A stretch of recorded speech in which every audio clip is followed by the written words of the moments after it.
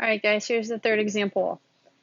We are looking at a binomial distribution problem here where our success and failure is an egg cracked or is it not cracked?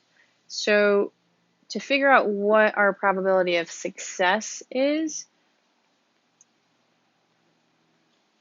and put it in terms of what we're talking about here, our probability of success is going to be what we're looking for. So in this first part, we're calculating the probability that a randomly chosen box contains exactly 2 cracked eggs. So our success is going to be when an egg is cracked.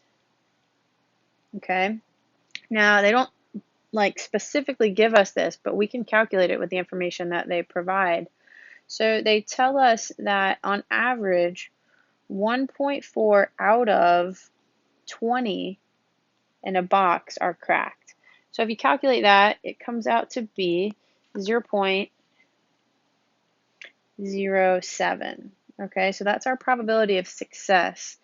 So therefore, the probability of failure or not cracked,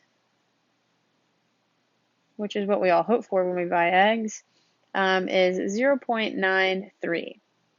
Okay, so now we are ready to calculate the probability that there are exactly 2 cracked eggs in the box. So that is going to look like this. There's 20 in a box, and I want 2 that are cracked.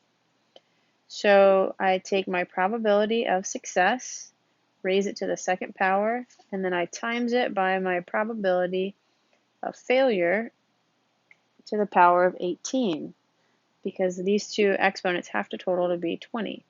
And if you type that in, you get 0.252140584, and I write the whole entire thing out, guys, because I don't know if I ever need to carry something into a second part of a problem.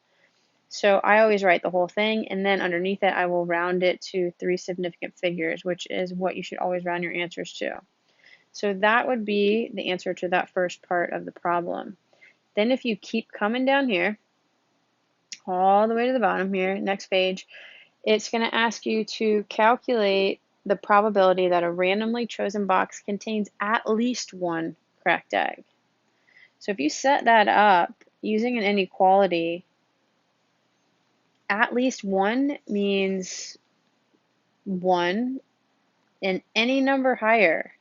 So 1 or 2 or 3 or 4 or all the way up to all of the eggs in the box are cracked.